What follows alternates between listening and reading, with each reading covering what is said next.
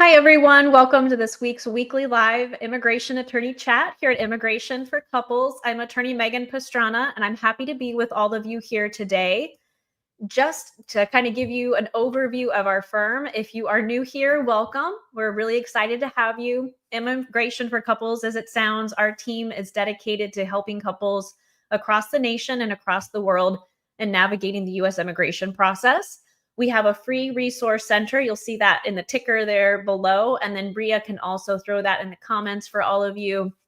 I'm streaming this live on Facebook, LinkedIn, YouTube, and Instagram.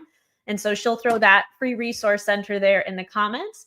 And we host this weekly live chat every Tuesday at 11 a.m. Eastern time so I can answer your questions live. We know that going through an immigration process can feel very overwhelming and confusing and stressful and all kinds of feelings all at once. And so that's why we've created this community. So you have a place to go for up-to-date information, and most important, a community of support and encouragement. So you know you're not alone.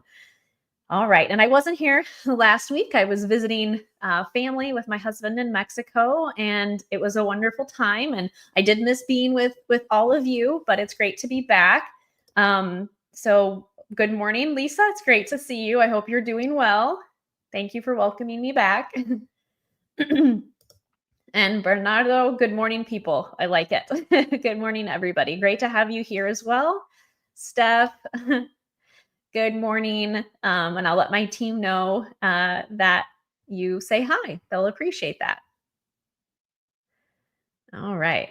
And then let's see. All right. So I always like to ask there we go. Hi, Gerald. Great to have you. So I always like to ask, where are you at in the world? Where are you at in your immigration journey? And most importantly, how are you feeling? How are you doing? Right? Because like I said at the beginning, and the immigration journey can really evoke a lot of different emotions. You're excited to be able to start your next chapter together, but also stress and fear and worry of the unknown, all of those things. So good morning, Maria. So yeah, let me know how are you doing? All right. So Michael, you are the first one in our queue with your question. And of course, then after you let me know where you're at in the world, where are you at in your immigration journey and how are you doing? If you have any questions, please feel free to throw those in the comments and I will go over those in the order that I receive them. All right, so Mike, you're in NYC. The K-1 visa was approved and sent to the National Visa Center. So that's exciting. Congratulations. That's really exciting that your fiance visa has been approved. And you're wanting to know about the affidavit of support, that you have low income, and you're wanting to know about how much money is needed in the bank to be sufficient for approval. So that's a really big question. There's a lot of different questions, and there's a lot of information that needs to be shared to be able to answer that question. And I know others will probably have this question as well, right? The affidavit of support is a big piece of the immigration journey and often does create a lot of confusion. So it's a big part of that immigration case. So first, I want to back up. For those of you who are just starting out, I want to do a little bit of education on the K-1 visa process. And so once that K-1, and actually the very first step is not the visa. The very first step is a petition. So it's a little different. And I just want to clarify, for like I said, for education, so all of you understand that the very first step is a petition. And once that petition is approved, that's not yet the visa, that petition is approved, then it goes through the National Visa Center, and then the National Visa Center is going to send the case on to the appropriate U.S. embassy or consulate where the interview will occur. It's at that interview where the actual visa will be issued or a decision will be made to approve or not approve that visa. And then during that process, so during that interview phase of the case, before the fiancé visa is issued and when it's going through the National Visa Center transfer, part of that process is what's called an affidavit of support. So for fiancé visa applicants, you have to go through that affidavit of support piece twice. You have to go through it during the visa phase of the case when it's at the U.S. Embassy or consulate. And then you have to go through it again once you enter the United States, get married, and then file for adjustment of status. So the green card piece, also you have to go through that affidavit of support. And so Michael, what you're asking is for that affidavit of support, what if you don't make enough? So immigration is looking at your tax return from the most recent year to determine whether or not you make enough or meet what they call poverty guidelines, which is found on I-864P. If you don't, then an option is, well, there are two big options. The first option is having a joint sponsor, so someone else that can fill that role. So they would have to provide their taxes. They would have to fill out that I-864. And then alternatively, the other option is using your assets. So assets, depending on the class of your visa. So in this case, it's you're talking about a fiance visa. So whenever it's based on a future marriage or a marriage to a US citizen, if your income isn't enough, you have to prove assets that are 3 times the poverty guideline. So the amount in the bank account that you need to show is going to be different depending on your household size. And the amount that's in the bank account is taken over an average. So if for clients that are using their assets, what we have to obtain from them are 12 months of account statements for any financial account that they have.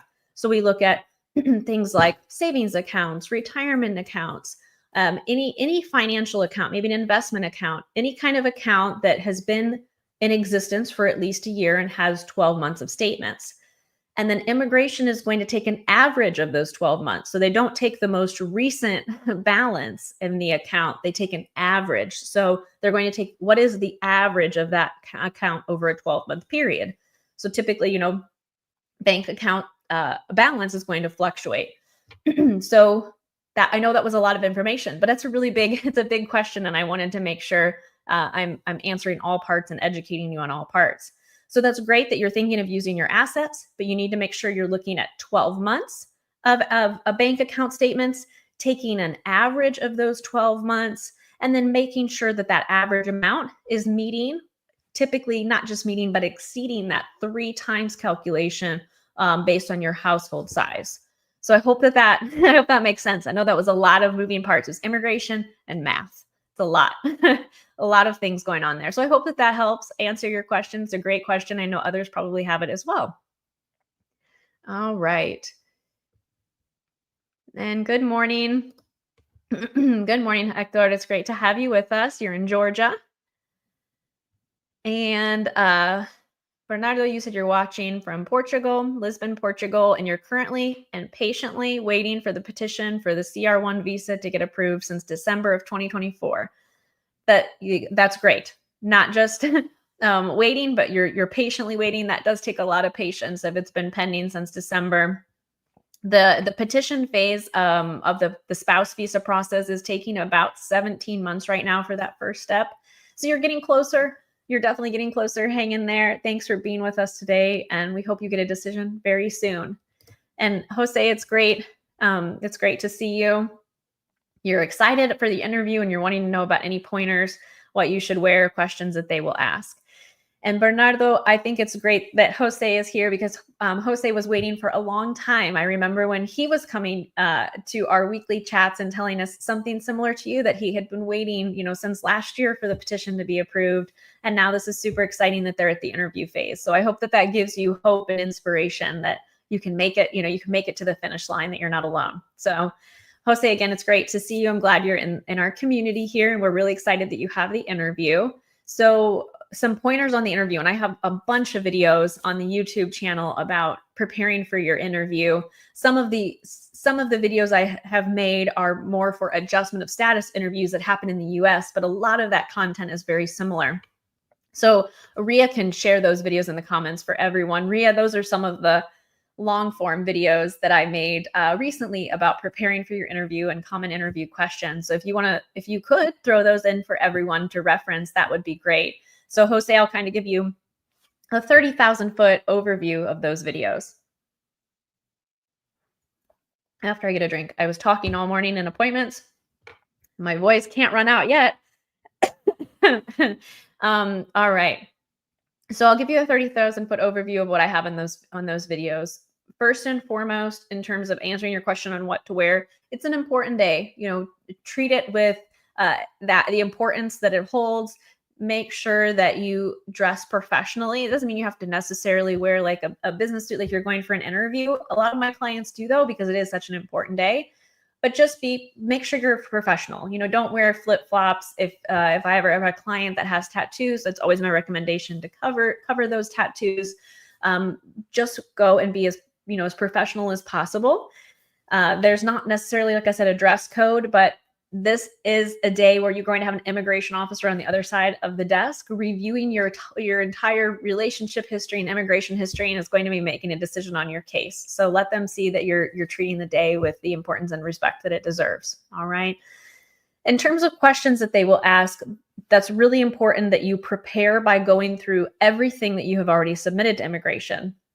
And I know a lot of couples, a lot of individuals say, well, I know my address and I know my spouse's date of birth, and there's a feeling of, I already know these things, so how can I really prepare? You might know those things, and there's also a lot of details in your immigration application where it's very important to review and do what we call in the legal world refreshing your recollection, going through and making sure you remember and you have reviewed everything that you submitted with the very first step, the petition, the evidence that was submitted, the details that were submitted. Has anything changed? Look at the National Visa Center portal, look at your online application, review through all of those details, and quiz each other. That's a really good way to prepare. And then the questions that they're going to ask are going to be based on those applications. And they're also going to be based on your relationship. They're going to want to ask questions about when you met and how you met, where you met. And then they'll fast forward into, when you got married and who was present. And if there were any prior marriages, why did those prior marriages end? And focusing too on present day. When was the most recent time that you were both together? Depends, if a couple's living together or not. If you're living together, what time, who leaves first, and what time do you each get up in the morning? So there's tons of questions, and in that video that Rhea did already share, you can check out even more possible questions that they can ask you. Excuse me. But going through and then reviewing all of that, reviewing that video with all of those questions will be helpful too. And then understand they can ask you questions that they don't know the answer to, and they're really just looking for body language. So what's your spouse's favorite food? Or what is their favorite movie? Or what are some of the hobbies that you enjoy doing together, right? So there's all kinds of questions, and the best way to prepare, watch those videos that I created, and then also go through your application and prepare together. You can make it fun. You can make it a date night and go through and ask each other all kinds of questions, and get prepared for the interview that way. So congratulations. We're really excited for you. I hope that was helpful. Yeah, and Bernardo, I agree. Every day that passes is another day closer to the goal. So that's right. Every day you're one day closer. That's wonderful. All right. And Maria, you said you're going to an appointment now and you'll watch the replay later. I'll let everybody know you said hi, and we'll catch you on the replay. All right. And for anyone else who's watching on the replay, please feel free to put in the comments #replay and let me know what your question is if you aren't able to join us live.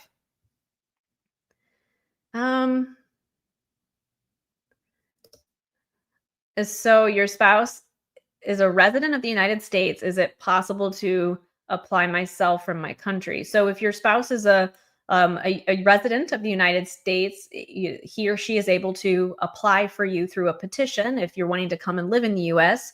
As far as options to do a case on your own, there might be in the employment sector and other realms of immigration. But in general, if you have a spouse that's a resident in the United States, the best path forward if you're wanting to live in the U.S. is having them start by filing a petition. All right. And then I think there was a question. Yeah, Jesse, I apologize. I think I accidentally skipped over yours. I have questions that are coming through from 4 places, and I try to, they're supposed to come in order here, but I think I accidentally skipped over it. So I apologize. I'm going back to you. So you said you're a widower. I'm really sorry to hear that, of a U.S. citizen, and you're wanting to know if there's any options. So yes, there is an option for what's called a widower petition. Those can be complex. I have done those in the past, and it's really going to be a matter of when were you married, when did you become a widower, and if were you already in the process of an immigration case? Did you already have a petition filed? So those are some of the things that we have to look at to determine whether or not there's any options. And then also it depends on where are you living presently and whether or not you need any other immigration waivers. So it's possible. It's definitely a complex process and one that we would have to speak about privately in a consultation. But there is something called a widower petition in U.S. immigration. And like I said, it'll depend on a lot of those facts. All right. Make sure. All right. Let's see. And then Ria put in on the comments some of those links to the resource center. So that's great. And then just William Applegate, you're next and the queue. So Gerald, 17 months for the petition phase. Is that just CR1 or has it slowed up for fiancé visas as well? So the 17 months is for the spouse visa or CR1, as you're saying.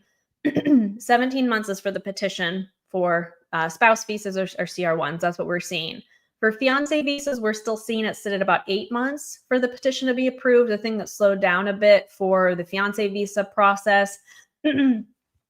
Excuse me, my throat.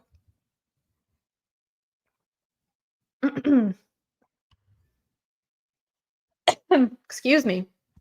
Because I've been talking all morning and it's like my throat is giving out on me. All right.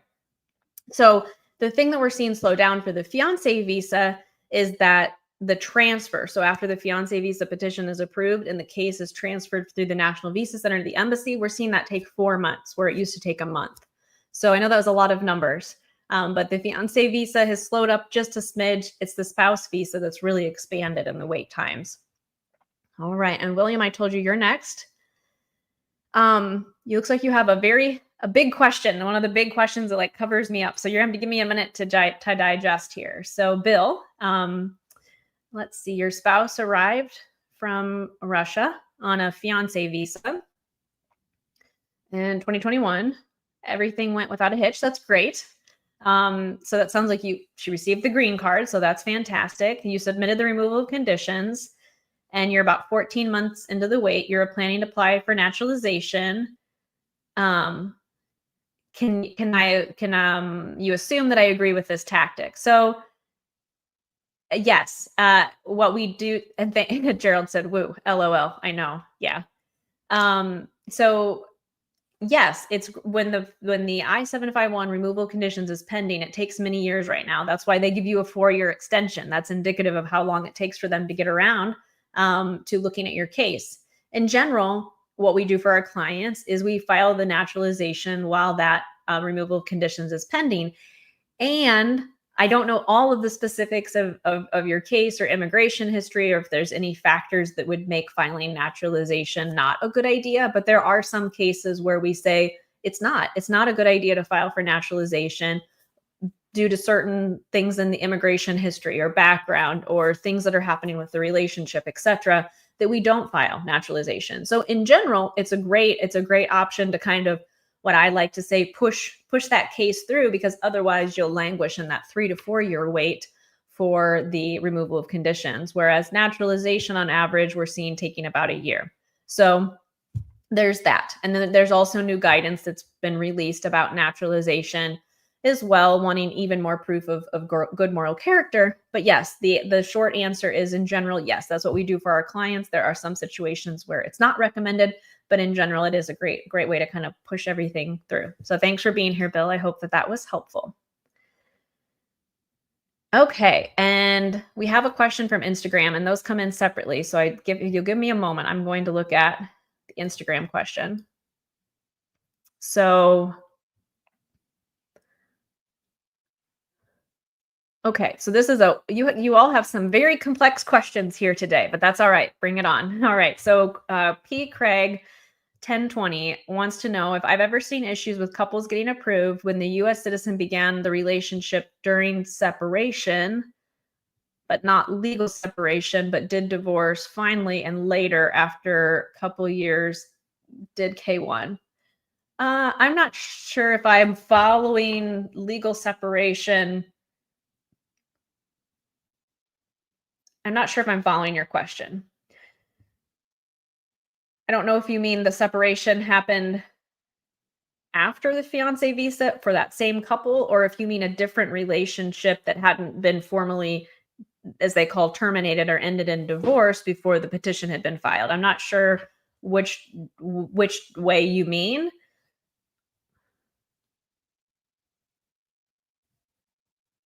Couple years did K1. I've read your question again, and I think what you're asking, hopefully this is what you're asking. I think what you're asking is if there was an individual who was in a relationship still, but they were also still legally married, but that they had really checked out of that marriage, hadn't begun a formal separation, legal separation or divorce process, but had a relationship with someone else while that marriage was still in existence. And then later got divorced and then decided, okay, and then okay, so I think I'm tracking along. So you gave some additional details. Was married, then separated, but that relationship with the person for whom you're filing the K1 visa happened before that divorce was finalized. So that's what I'm understanding. Yeah. So you meet someone, that divorce hadn't happened, but you had been really checked out of the marriage. You've met someone new and you're wanting to do the fiance visa. Do I see issues? Have I seen issues? So if a couple comes to me with a similar situation to that, I would let them know, hey, it's possible, it's possible for us to get you through the fiance visa process. Absolutely. I mean, my team and I, we've done it. And it's also very important to understand immigration has a very long list of red flags that they look at when they're reviewing immigration cases. And so by red flags, I mean adjudicators, officers have a long list of things that they look at. And if they see that are present, that they'll say, hey, wait, this looks suspicious. I need to review this case more before I can approve it. And so having a marriage that's still in existence when you meet your new partner, that's a red flag. Having a marriage that ends and then shortly after filing the fiance visa, that's a red flag. Does that mean that your case is going to be denied? No, it just means that there are some additional obstacles or hurdles rather, or additional things that you have to prove to immigration to show that the relationship is real. Definitely possible. Like I said, my team and I have done it, but those are things that you definitely need to be aware of and understand that immigration is looking at. So, but great question. I'm glad you asked that. All right, I have time for a few more questions here. Okay, so Genesis, and I like your photo. Your husband and you filed the adjustment of status October of last year. You're still waiting on an approval. On average, how long are approvals taking, and is it realistic to expect approval before the end of this year? It's possible. Wait times are going to be largely dependent on where you are at in the United States. What is your jurisdiction? What is your field office? Because every office has a different wait time. Some have more cases and are higher volume. Others move more quickly. We have seen here at Immigration for Couples, we have clients all over the country, all over the world. We've seen some people receive their adjustment of status interview in a matter of a few months, as little as 4 months, and then others it takes more than well over a year. So it's possible. It's definitely possible that you could have an interview and the case could be completed before the end of the year. But it could expand into next year too, unfortunately. But I'm hopeful that you'll get a decision soon. Just manifest that it's happening this year. All right. So good luck. I hope you get that. Hope you get that interview soon. All right. So Leslie, you're wanting to know about translations. Uh, typically, U.S. embassies and consulates will accept documents that don't have translations if it's a recognized language, but that's something you need to inquire with the embassy directly about.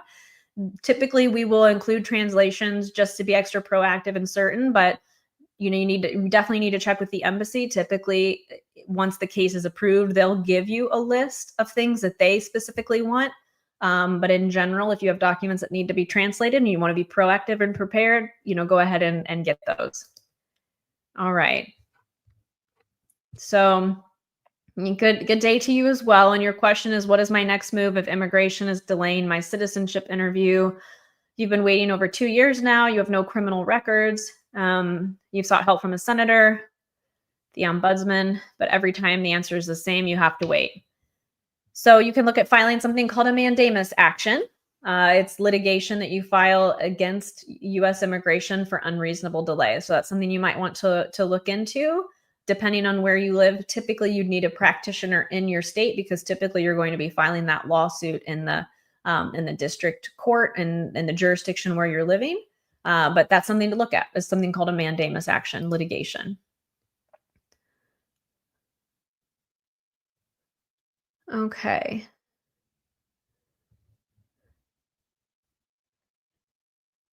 Okay. So Cheryl, you've been reviewing the resources and you've learned a lot. I'm glad. That's wonderful. And you wondered if I can give some insight. It's a long but simple question. I'm a mid-career professional who left my job in 2023 to serve as a Peace Corps volunteer outside the U.S. I'm close to the end of my service and looking for a job in the States as well as in the country where my boyfriend lives. Assuming we get married and I file for the spouse visa for the affidavit support, will I? Unfortunately, your question's so long that it doesn't fit. So it won't come through on my end. So I will just kind of assume what your question is based on what I know a lot of couples ask me. But for the affidavit of support, you're probably wondering like how much you need to make, and since you're in the process of looking for a job, and is that going to be an issue?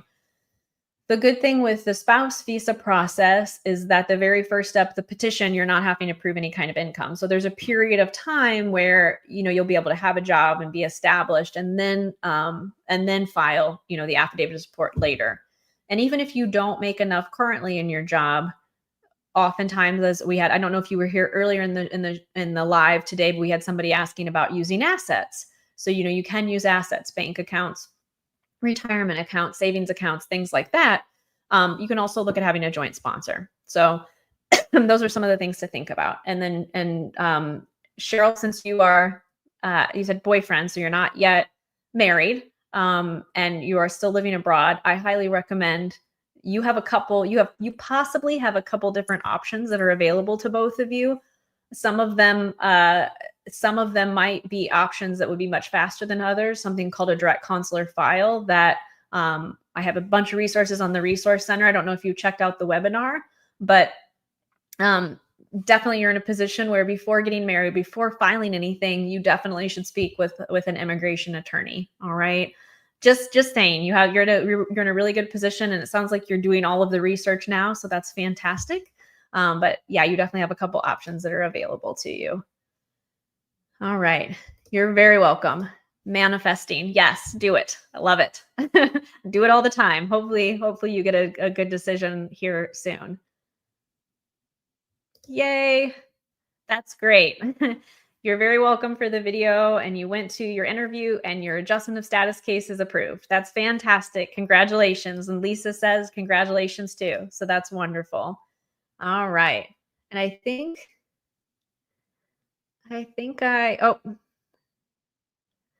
so Ali, it looks like you had a question about that you were removed from the United States 8 years ago. Your I-130 is approved. What are you supposed to do now because you have the removal order? So whenever someone has a removal order or deportation order, there will be consequences in the future in what's called, there are bans or bars rather. And so there's a certain amount of time that based on your immigration history, you'll have a bar or a period of time that you have to wait before you can re-enter. Depending, I don't have enough, I need a ton more details to be able to give you advice on what would be your next steps. In some cases, there are options to file, depending on your immigration history. I don't know if this was a true removal order or if you took some kind of voluntary departure. I don't know if it was in an immigration court or if it was expedited removal. I don't know if you have any other immigration violations, but there's a lot of questions that I would need to ask. But in some cases, what happens is once the petition is approved, there are options for us to file an application, what's called a 212 application for permission to reapply. Sometimes there are options for waivers. Sometimes cases need both. Sometimes it's a matter of having to wait. But you have been outside of the U.S. for quite a while now. You have this petition approved. I'm guessing it's based on a spouse, but I don't know. I would need to know that as well.